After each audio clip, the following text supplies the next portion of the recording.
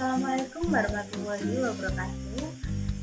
Pada pertemuan kali ini kita akan membahas tentang materi selanjutnya setelah kemarin kita sudah membahas materi yang pertama, yaitu wawasan Nusantara. Nah, untuk materi yang kedua kita akan mereview atau membahas tentang ketahanan nasional, di mana ketahanan nasional ini sangat amat penting dan diperlukan oleh suatu negara untuk menjalankan suatu pemerintahan di suatu negara agar berjalan sesuai dengan ketentuan dan peraturan yang telah ditetapkan. Ketahanan nasional sendiri merupakan suatu kondisi di mana bangsa itu berisi ketangguhan, keuletan, serta kemampuan yang menimbulkan bertambahnya kekuatan nasional dengan menghadapi suatu bentuk ancaman, bentuk tantangan, gangguan, serta tindakan kriminal lainnya. Ketahanan nasional memiliki fungsi atau memiliki beberapa fungsi, di mana fungsi ini sebagai atau untuk mewujudkan ketertiban, kemakmuran, kesejahteraan, serta kedamaian dalam kehidupan bernegara ataupun berbangsa. Fungsi ketahanan nasional juga sebagai penunjang keberhasilan tugas pokok pemerintahan, di mana bertujuan untuk menegakkan suatu hukum yang berkeadilan sosial. Selain fungsi ketahanan nasional juga memiliki sifat-sifat pokok, diantaranya sifat menunggal, sifat mawas ke dalam, sikap berwibawa, sikap berubah menurut waktu dan sifat yang terakhir yaitu tidak membenarkan sikap adu kekuasaan dan kekuatan.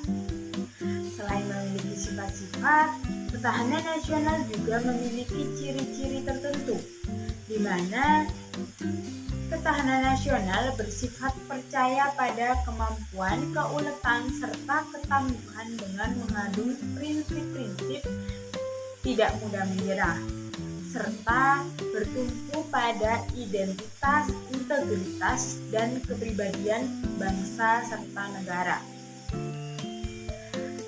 Selain ciri-ciri ketahanan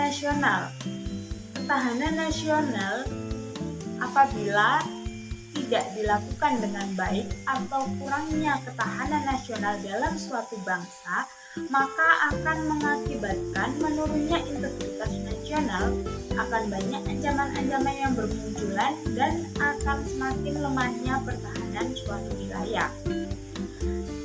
Serta tantangan seperti yang kita ketahui bahwa tantangan yang baru-baru ini melemahkan perekonomian serta kesehatan karena keadaan akibat dari pandemi COVID-19. Untuk itu, kita harus menambah ketahanan nasional, di mana pemerintah dan masyarakat harus saling bekerja sama dalam perwujudan ketahanan nasional. Pembahasan yang terakhir dari ketahanan nasional yaitu ada unsur-unsur ketahanan nasional.